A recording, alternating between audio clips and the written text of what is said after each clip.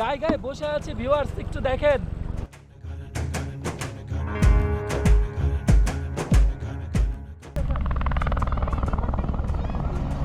হ্যাঁ ভিউয়ার্স, দেখতে পাচ্ছেন এটা হচ্ছে সেই টিউলিপ গার্ডেনের টিউলিপ ফুল। প্রায় 45 ঘন্টা জার্নি এখান থেকে। এই যে ভিউয়ার্স, আমরা পৌঁছে গেছি গুলমার্গে।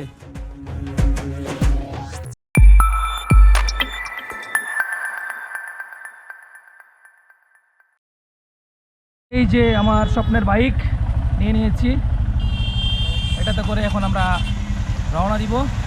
হ্যালো ভিউয়ার্স, কি অবস্থা সবার, কেমন আছেন সবাই? আশা করছি সবাই অনেক ভালো আছেন। আমাদের কাশ্মীর ভ্রমণের 3 নম্বর পর্বে আপনাদেরকে স্বাগতম। আপনারা যারা গত 2টি পর্ব মিস করেছেন, আমি তাদের জন্য উপরের আই বাটনে লিঙ্ক দিয়ে দিচ্ছি, চাইলে গত পর্ব 2টি দেখে আসতে পারেন। আর আমাদের এই ভিডিওতে থাকছে আমরা কিভাবে শ্রীনগর থেকে গুলমার্গে যাচ্ছি এবং গুলমার্গের সমস্ত সৌন্দর্য তুলে ধরার চেষ্টা করব এই ভিডিওতে। এবং আমাদের শ্রীনগর থেকে গুলমার্গ যেতে কত টাকা বাইক ভাড়া লাগছে এবং বাইক কোথা থেকে ভাড়া করছি, সম্পূর্ণ তথ্য থাকবে এই ভিডিওতে। সুতরাং এই ভিডিওটি না টেনে সম্পূর্ণ দেখবেন। আশা করছি শ্রীনগর থেকে গুলমার্গ ভ্রমণ আপনাদের জন্য খুবই সহজ হয়ে যাবে।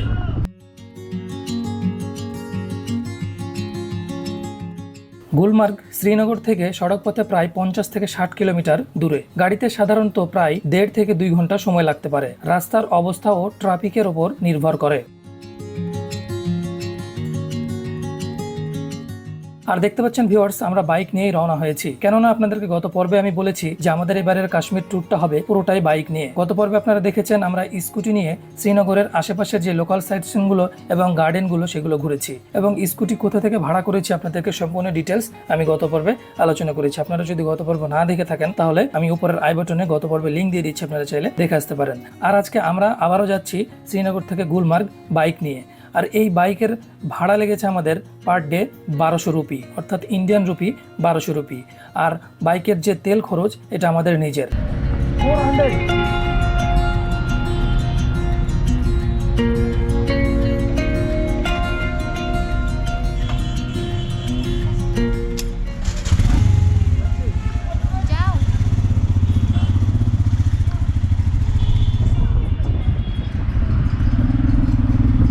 আর এই বাইক নিতেও তেমন কোনো ডকুমেন্টস লাগেনি, শুধুমাত্র আমাদের বাংলাদেশি লোকাল ড্রাইভিং লাইসেন্সের একটা ফটোকপি দিয়েছিলাম এবং পাসপোর্টের ফটোকপি দিয়েছিলাম, সাথে সাথে আমাদেরকে বাইক দিয়ে দিয়েছে। এবং আমরা বাইক নিয়ে রওনা হয়েছি গুলমার্গের পথে।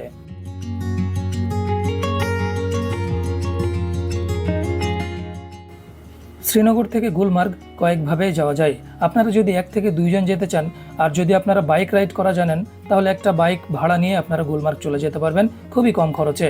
আর আপনারা যদি বাইক রাইড করতে না জানেন, 1 থেকে 2 জনই আপনারা গুলমার্গ যেতে চান, তাহলে আমি আপনাদেরকে বলবো পুরো গাড়ি রিজার্ভ না করে আপনারা শেয়ারিং এ চলে যান, কারণ শেয়ারিং এ খুবই কম খরচ। আপনারা লোকাল স্থানীয় কোনো মানুষকে জিজ্ঞাসা করে নেবেন আপনারা কিভাবে গুলমার্গ পৌঁছাবেন শেয়ারিং এ। তখন শেয়ারিং এ 2টি গাড়ি আপনাদেরকে চেঞ্জ করতে হবে। আপনারা শ্রীনগর থেকে একটা বাসে করে চলে আসবেন বটমালো বলে একটা জায়গা আছে সেখানে, এবং সেখান থেকে গুলমার্গের অনেক গাড়ি পাওয়া যায়। খুবই কম খরচে আপনারা গুলমার্গ পৌঁছে যেতে পারবেন। আবার সেম ভাবে আপনারা শ্রীনগরে ব্যাক করবেন। এটাতে আপনাদের অনেক সাশ্রয় হবে এবং অনেক কম টাকায় ঘুরতে পারবেন। আপনারা আমার এর আগের বারের কাশ্মীরের ভ্রমণগুলো যদি দেখে না থাকেন তাহলে দেখতে পারেন। আমরা গতবার যখন কাশ্মীর এসেছিলাম তখন কিন্তু আমরা শেয়ারিং এই ঘুরেছিলাম। শেয়ারিং এ পেহেলগাম গেছি, শেয়ারিং এই সোনমার্গ, গুলমার্গ এগুলো সব ঘুরেছি শেয়ারিং গাড়িতে। খুবই কম খরচে আমরা ভ্রমণ করেছিলাম। আর আরেকটি বিষয়, আপনারা যদি ফ্যামিলি নিয়ে আসেন বা 5 থেকে 7 জনের গ্রুপ আসেন, তাহলে আপনারা শ্রীনগর থেকে একটি গাড়ি রিজার্ভ করে নেবেন। সারাদিনের জন্য একটি গাড়ি রিজার্ভ করলে আর শ্রীনগর থেকে আপনাদেরকে গুলমার্গে নিয়ে যাবে এবং গুলমার্গ ঘোরাঘুরি শেষ করে আবার শ্রীনগরে এসে আপনাদেরকে নামিয়ে দিবে। খরচ হবে 3 থেকে 3500 টাকা।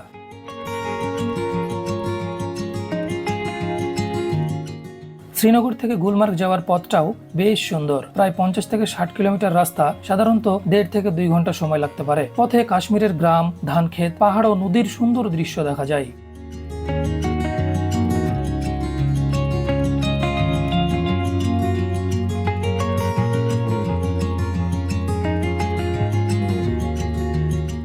কাশ্মীরের বিখ্যাত আপেল বাগানগুলোর কিছু বাগান এই অঞ্চলের আশেপাশে রয়েছে। আগস্ট থেকে অক্টোবরের দিকে আপেল দেখতে পাওয়ার সম্ভাবনা অনেক বেশি থাকে।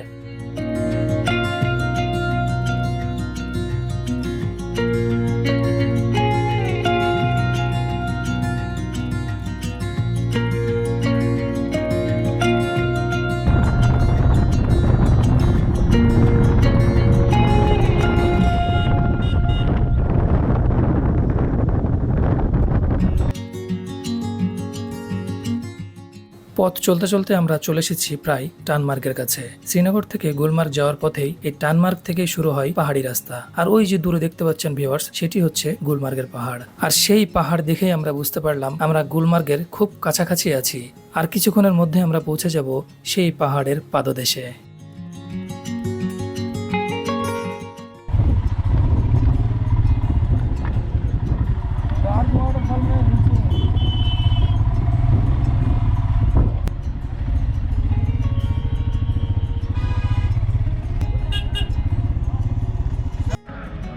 এই যে ভিউয়ার্স, আমরা এইমাত্র তানমার্গ এসে পৌঁছালাম।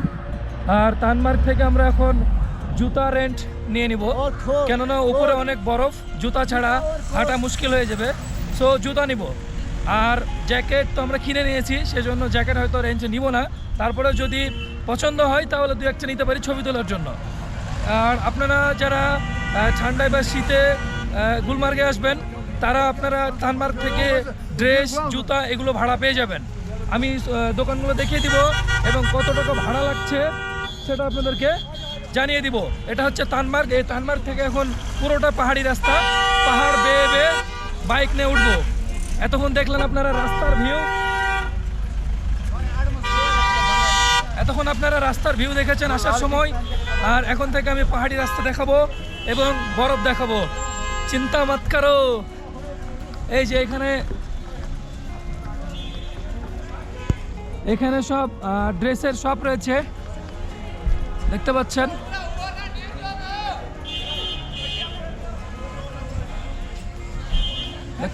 এখানে সব রকম ড্রেস ভাড়া পাওয়া যায়।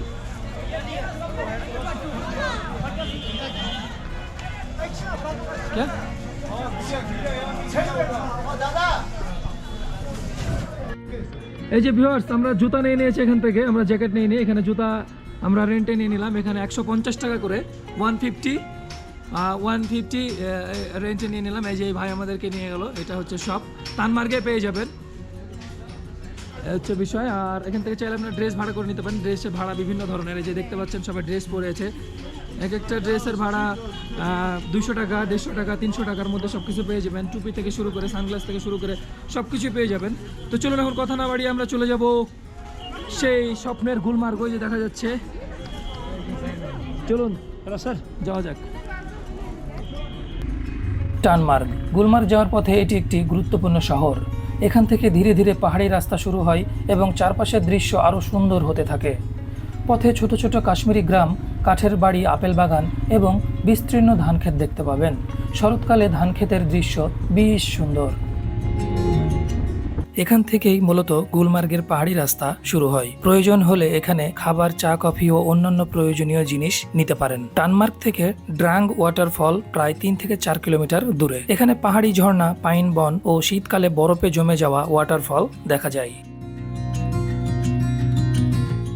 টানমার্গ থেকে গুলমার্গ যাওয়ার পথে পাহাড়, পাইন বন ও স্বচ্ছ পানির এই ঝর্ণাধারা বেশ সুন্দর। গরমকালে এখানে সবুজ পরিবেশ এবং শীতকালে বরফের দৃশ্য পাওয়া যায়। টানমার্গ পার হওয়ার পর যত বেশি উপরের দিকে উঠতে থাকি, দুই পাশে ঘন পাইন বন, পাহাড়ি ঢাল ও মাঝে মাঝে তুষারে ঢাকা পাহাড় দেখা যায়। টানমার্গ থেকে গুলমার্গের দূরত্ব প্রায় 11 থেকে 13 কিলোমিটার। গাড়িতে সাধারণত 30 থেকে 45 মিনিট ধরে রাখা ভালো, কারণ পাহাড়ি রাস্তা ও পথে ছবি স্পট দেখার জন্য সময় লাগতে পারে। শীতকালে টানমার্গ থেকে গুলমার্গের রাস্তা বরফে ঢেকে যায়, সেজন্য অনেক সময় এই টানমার্গ থেকে গুলমার্গের রাস্তা বন্ধ থাকে এবং অনেক সময় গাড়ির চাকায় চেন বেঁধে গাড়ি উপরের দিকে তোলা হয়। আপনারা যখন শীতকালে কাশ্মীরে ঘুরতে আসবেন এবং গুলমার্গে আসবেন, আপনারা অবশ্যই তখনকার আপডেট নিউজ নিয়ে তারপর আসবেন, কেননা প্রচন্ড স্নোফলের কারণে রাস্তা বন্ধ থাকতে পারে। সেজন্য খোঁজখবর নিয়ে তারপর আপনারা আসবেন গুলমার্গ।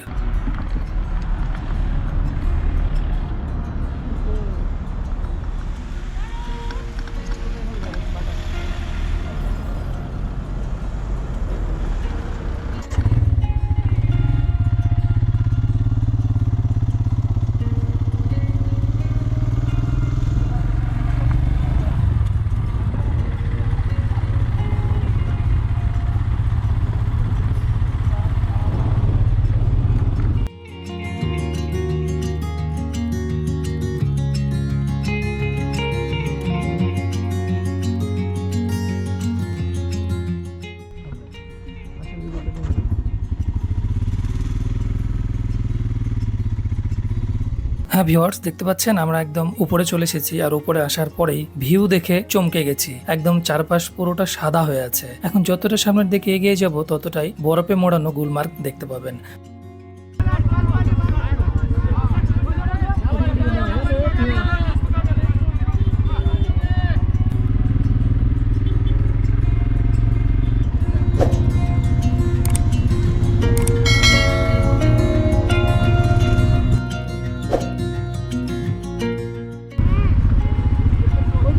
বসানো ওইটার উপরে হচ্ছে সেকেন্ড ফেজ, আর ফার্স্ট ফেজ হচ্ছে ওটা। এদিকে যায় একদম পুরো সাদা। এই যে ভিউয়ার্স, আমরা পৌঁছে গেছি গুলমার্গে। আর গুলমার্গে কি পরিমাণ বরফ পড়েছে একটু দেখুন আপনারা। একটু ব্যাক ক্যামেরাতে দেখাই, একবার দেখেন কি বরফ। ওই যে ওখান থেকে গন্ডোলার টিকিট, ওটা গন্ডোলার টিকিট কাউন্টার, ওখান থেকে ফার্স্ট ফেজ সেকেন্ড ফেজ যাওয়া যায়। তো দুঃখের বিষয় আমরা হয়তো ফার্স্ট ফেজ সেকেন্ড ফেজ যেতে পারবো না, বাট আফসোস নাই, কেননা গন্ডোলা টিকিট কাউন্টারের আশেপাশেই এই যে স্ট্যান্ডের পাশে দেখেন কত পরিমাণ বরফ। সুতরাং ওপরে যাওয়ার কোনো প্রয়োজন নেই অত টাকা খরচ করে। তবে পেলে যেতাম, বাট টিকিট নাই। এপ্রিল 8 তারিখের আগে কোনো টিকিট নেই, 8 তারিখের পরে টিকিট। তো আপনারা যারা আসবেন টিকিট 2-1 মাস আগে করে তারপর আসবেন। তো এখানে আমরা এখন ঘুরবো, এখানে প্রচুর বরফ, এখানে অনেক অনেক ছবি তুলবো। ওয়াও, চারপাশে শুধু বরফ আর বরফ, দারুণ।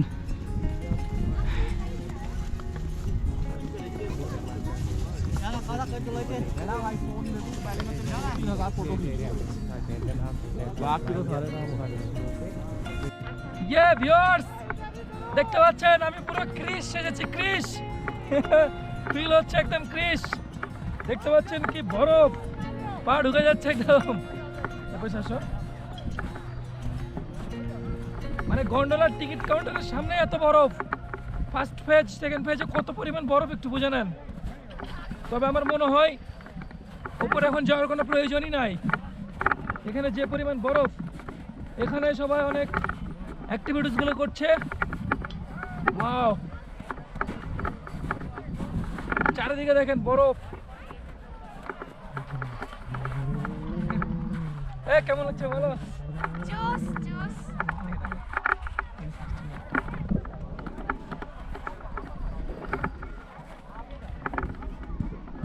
কি জায়গায় বসে আছে ভিউয়ার্স, একটু দেখেন।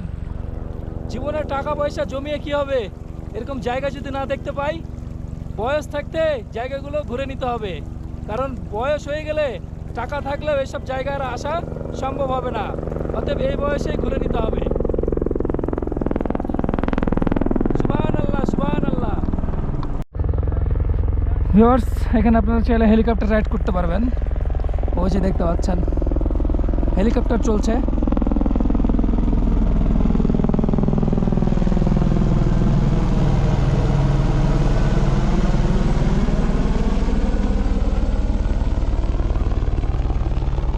গন্ডোলা টিকিট কাউন্টারের সামনে থেকে হেলিকপ্টার রাইড দিচ্ছে।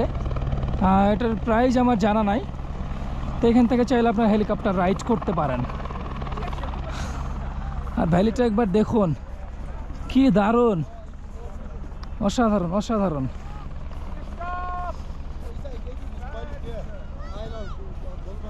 কাশ্মীরের গুলমার্গ ভারতের জম্মু ও কাশ্মীরের বারামুল্লা জেলায় অবস্থিত একটি বিখ্যাত পাহাড়ি পর্যটন কেন্দ্র।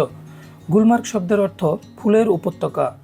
সমুদ্রপৃষ্ঠ থেকে উচ্চতা প্রায় 2730 মিটার অর্থাৎ 8950 ফুট। গুলমার্গের সবচেয়ে জনপ্রিয় আকর্ষণ হলো গুলমার্গ গন্ডোলা। আর এই গন্ডোলা দুইটি ভাগে বিভক্ত, ফার্স্ট ফেজ এবং সেকেন্ড ফেজ।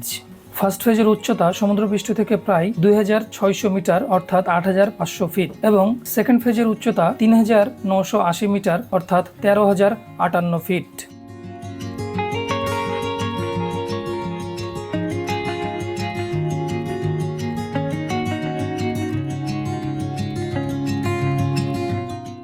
শীতকালে গুলমার্গ সম্পূর্ণ বরফে ঢেকে যায় এবং এটি এশিয়ার অন্যতম জনপ্রিয় স্কিং ও স্নোবোর্ডিং ডেস্টিনেশন। সাধারণত ডিসেম্বর থেকে মার্চ পর্যন্ত শীতকালীন খেলাধুলার মৌসুম থাকে।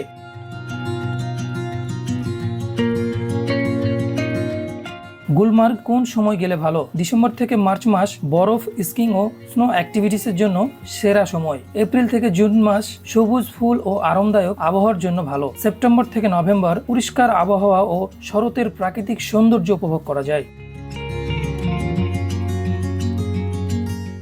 আর সব থেকে বড় কথা হচ্ছে, কাশ্মীর ভ্রমণের জন্য সেরা কোনো সময় নাই। কাশ্মীর যখনই যাবেন তখনই সেরা, কেননা কাশ্মীরের আবহাওয়া এবং আশেপাশের প্রাকৃতিক সৌন্দর্য বিভিন্ন সিজনে বিভিন্ন রকম হয়ে থাকে। আপনি যদি বর্ষাকালে যান সেটার সৌন্দর্য একরকম, আপনি যখন জানুয়ারি ফেব্রুয়ারির দিকে যাবেন পুরো কাশ্মীর দেখবেন সাদা বরফের চাদরে মোড়ানো, মানে আলাদা সৌন্দর্য। এবং আপনি যদি সেপ্টেম্বর অক্টোবর নভেম্বরের দিকে যান তাহলে গ্রিন কাশ্মীর দেখতে পাবেন এবং আবহাওয়া খুবই চমৎকার থাকবে। সাথে আপনারা আপেল বাগান ভিজিট করতে পারবেন, গাছে থেকে তাজা তাজা আপেল পেড়ে খেতে পারবেন। আসলে কাশ্মীরের সৌন্দর্যগুলো সবসময় প্রতিটা সিজনে কাশ্মীরের সৌন্দর্য অনেক বেশি থাকে। আমি 4 বার কাশ্মীরে এসেছি, 4 বারে আমার এখন পর্যন্ত কাশ্মীরের মন ভরেনি। মানে যতবার এসেছি ততবারই কাশ্মীরকে নতুনভাবে দেখেছি। সেজন্য কাশ্মীর আপনি 1 বার 2 বার 3 বার ভিজিট করেও আপনি শেষ করতে পারবেন না, কারণ কাশ্মীরের সৌন্দর্য এতটাই সুন্দর, কাশ্মীরে যতবার আসবেন ততবার ভালো লাগবে।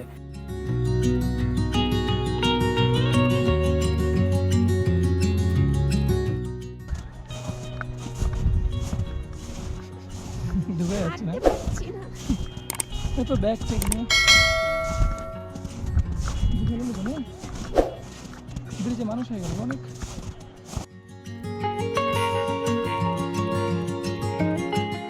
প্রিয় দর্শক, এতক্ষণ সাথে থাকার জন্য আপনাদেরকে অসংখ্য ধন্যবাদ। আর ভিউয়ার্স, এই ভিডিওটি আপনাদেরকে কেমন লেগেছে আপনারা অবশ্যই কমেন্ট করে জানাবেন এবং ভিডিওটি ভালো লাগলে একটি লাইক করে দিবেন। আর হ্যাঁ, আপনি যদি আমার চ্যানেলে নতুন হয়ে থাকেন তাহলে অবশ্যই চ্যানেলটি সাবস্ক্রাইব করে দিবেন এবং পাশে থাকা বেল আইকনটি প্রেস করে অল নোটিফিকেশন অন করে দিবেন, কেননা আমি আমার চ্যানেলে নিত্য নতুন ভিডিও আপলোড করার সাথে সাথে আপনার কাছে নোটিফিকেশন চলে যাবে। তো ভিউয়ার্স, এই ভিডিওটি আর বড় করছি না, আমরা এখানে বিদায় নিচ্ছি। আপনারা সবাই আমাদের কাশ্মীর ভ্রমণের নেক্সট পর্বের জন্য অপেক্ষা করুন এবং সে পর্যন্ত সবাই ভালো থাকুন, সুস্থ থাকুন। আল্লাহ হাফেজ।